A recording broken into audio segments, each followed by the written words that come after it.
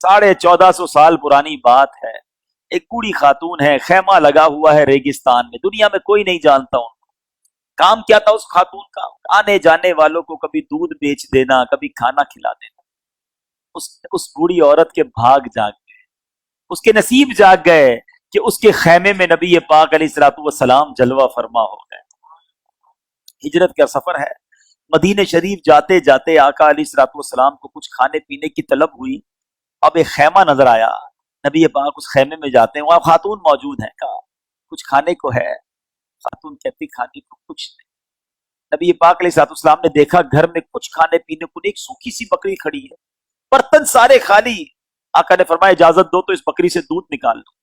कहा हुजूर इस बकरी ने तो बड़ा अरसा हो गया दूध देना छोड़ दिया है।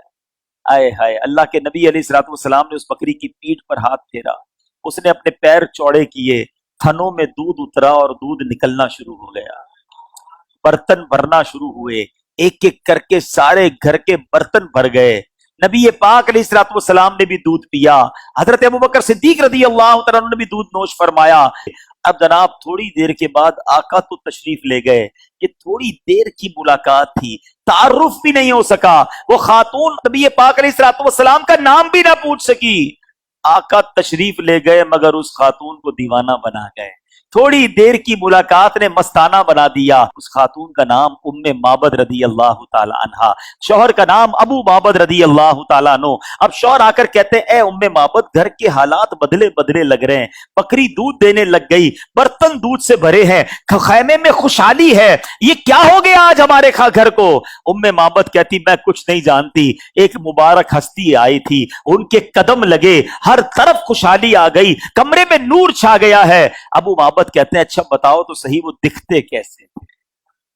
उम्मे माबद क्या कहती हैं, मैंने एक शख्स को देखा, एक शख्सियत को देखा जिनका हुस्न नुमाया था, उनका चेहरा खूबसूरत और तख्लीक बड़ी उम्दा थी, ना ही दुबला पतला होने का ऐब था, ना ही पेट बड़ा होने का ऐब था।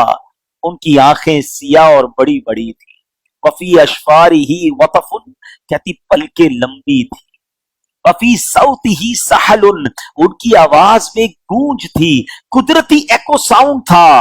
वफी उनुकी ही सतहुन, उनकी गर्दन बड़ी चमकदार थी। वफी लिहयती ही कसासा, उनकी दाढ़ी जो थी वो बड़ी घनी थी। अज़ज्जु अकरन, दोनों अबरू बारीक और मिले हुए थे। इन समत फअलैहिल वक़ार, जब वो खामोश होते थे बड़े बावकार लगते थे। वो इन तकल्लमा समा व अलाहुल बहा, जब गुफ्तगू फरमाते तो चेहरा और बारोनक हो जाता था। कहती अजमलुन नास, बेहतरीन खूबसूरत तरीन थे। वो अबहा बिन बईद, जब दूर से देखते थे ना तो सब में खूबसूरत नजर आते थे, मगर जब करीब जाते तो और खूबसूरत लगते थे। आए कहती हुलवुल मंतिक, निहायती शीरी गुफ्तार थे। फरमाती फसलुन ला नजरुन वला हदर, उनकी गुफ्तगू बिल्कुल क्लियर होती थी, बेफायदा नहीं, कोई बेहुदा बात नहीं, बड़ी खूबसूरत गुफ्तगू फरमाते। कहती है आगे महफूदुन, सब उनके खादिम थे, महशूदुन, सबके लिए वो काबिल एहतराम थे। ला आबिसुन, तुर्श रुवी वाली सख्ती वाली बातें ना थी। वला मुफन्नदुन, ना ही उनके हुक्म के खिलाफ कोई बात की जाती। बात करते थे ऐसा लगता मोतियों की लड़ी निकल रही है। अबू माबद ने जब नबी पाक का ये हुलिया सुना ना, बड़ा मजा आया।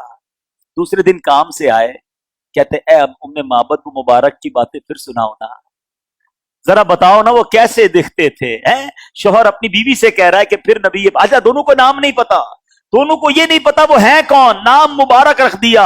आपस में बातें होती थी, जरा मुबारक की बातें फिर सुनाओ। सवाल करना चाहता हूं, बताओ ये महफिल नात नहीं थी तो क्या थी?